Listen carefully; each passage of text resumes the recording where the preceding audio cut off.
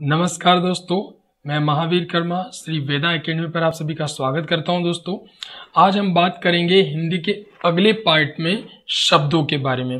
दोस्तों, अभी तक मैं आपको वर्णमाला पढ़ा चुका हूं और वर्णमाला हमने जो पढ़ी है उसमें हमने वर्णों के बारे में बात की है। आज हम उससे अगली स्टेप के बारे में बात करते हैं, शब्दों के बारे में। तो आइए दोस्तों, हम शब्दों को पढ़ते हैं। अगर आपने हमारी वो वीडियो नहीं देखे हो तो आप हमारी आई बटन पे जाकर के उन वीडियो को देख सकते हो, और अगर आप हमारे चैनल पर नए हो तो प्लीज हमारे चैनल को सपोर्ट कीजिए और सब्सक्राइब कीजिए। दोस्तों, आइए हम बात करते हैं सबसे पहले शब्दों की परिभाषा के बारे में बात करते हैं। देखिए क्या है, तो शब्द ये है उसकी परिभाषा।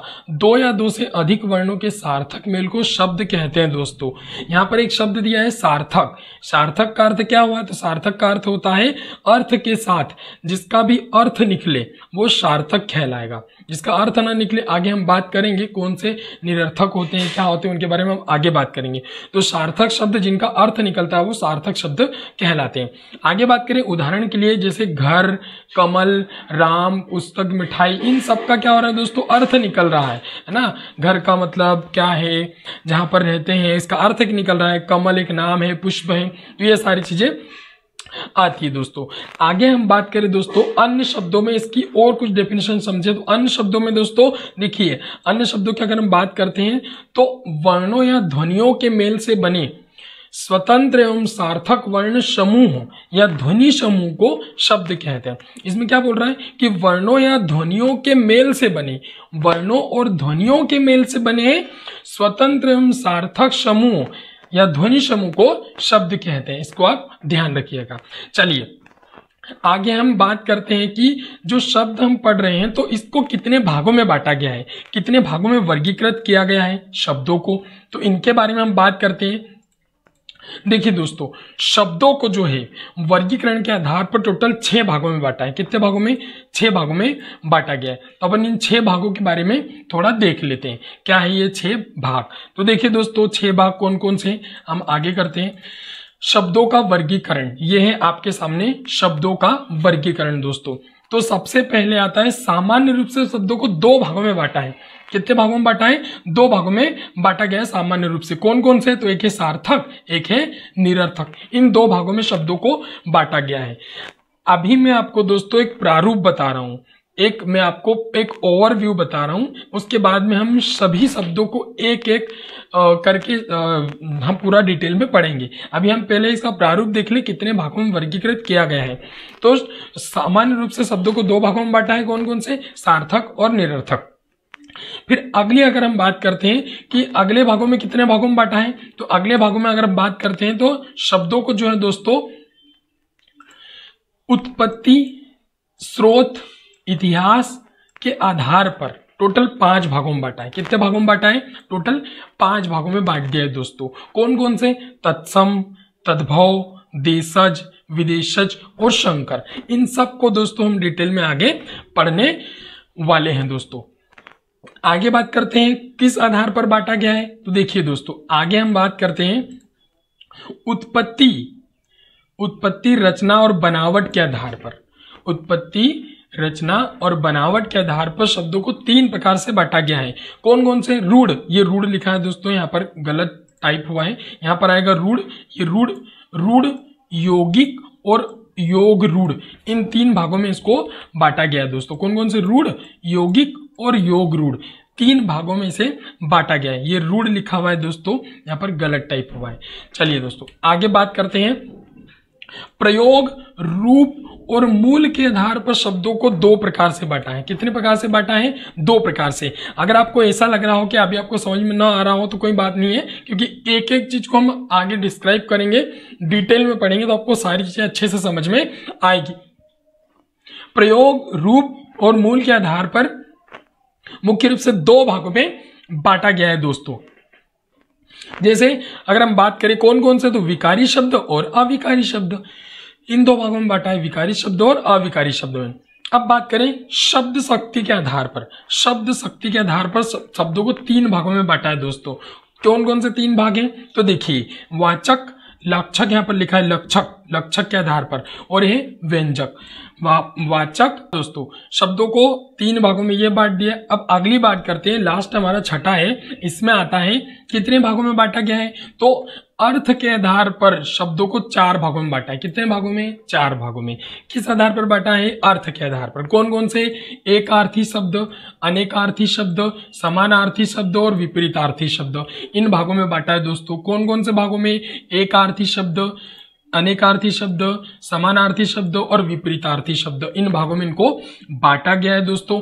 अब आगे हम बात करते हैं दोस्तों इन सब की डिटेल जानकारी के लिए। तो आइए दोस्तों हम इस सबको डिटेल में पढ़ना स्टार्ट करते हैं।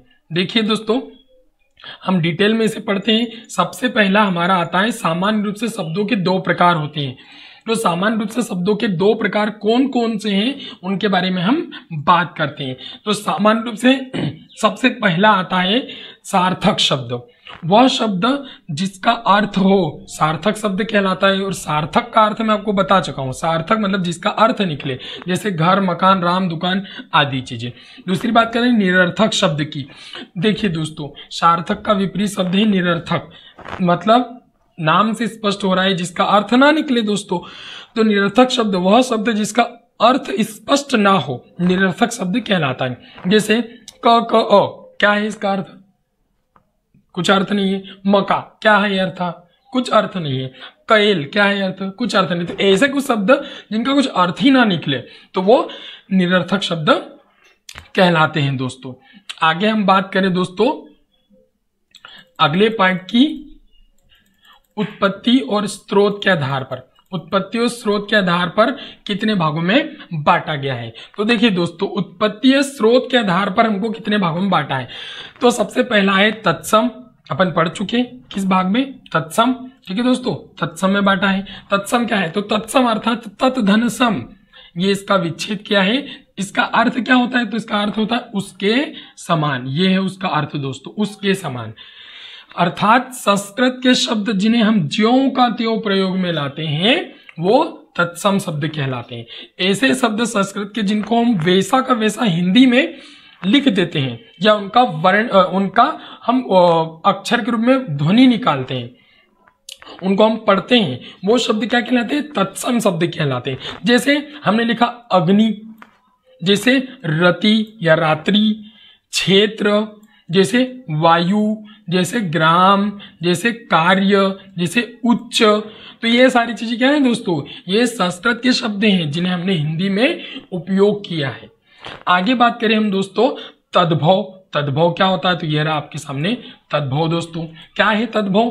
तो देखिए दोस्तों तद्भव अर्थात तत्धन भव, तद्भव इसका अर्थ क्या है? उस जैसा होना। इसका अर्थ होता है उस जैसा होना। इसका अर्थ है उस जैसा होना। उस जैसा होना मतलब कैसे होना? तो संस्कृत के ऐसे शब्द जिनका रूप परिवर्तन करके, यहां पर इस बात को ध्यान दीजिए, रूप परिवर्तन करके हिंदी में प्रयोग में लाया जाता है। उनका रूप को परिवर्तन करके हम हिंदी में प्रयोग में लाते हैं, उनको तद्भव कहते हैं। ठीक है दोस्तों। जैसे आग, जैसे अग्नि का हमने क्या लिख दिया? आग लिख दिया। जैसे रात्रि का रात लिखा। जैसे क्षेत्र का क्या लिखा? खेत लिख दिया। जैसे वायु का हवा लिख दिया। जैसे ग्राम का गांव लिख दिया। जैसे कार्य का कार, यहाँ पर कार आएगा, कार लिख देंगे हम। क्या लिखेंगे? कार। तो कार आ जाएगा, ये कार आ जाएगा, ये कार मतलब कि कार्य होता है। तो ये सारी चीजें हैं दोस्तों, इनको हम आगे पढ़ेंगे अच्छे से और देखेंगे। अब बात करते हैं हम तद्भव के बाद में आगे।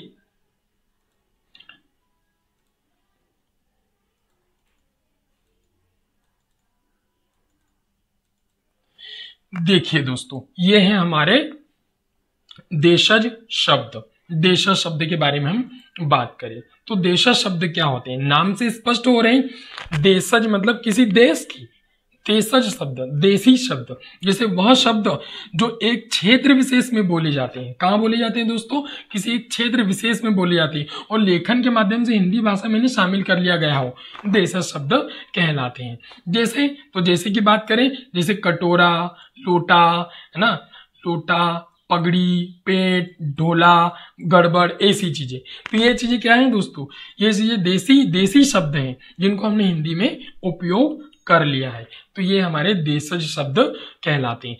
आगे बात करें विदेशी शब्दों की, विदेशज शब्द तो क्या होते हैं, ये हमारे विदेशी शब्द या विदेशज शब्द।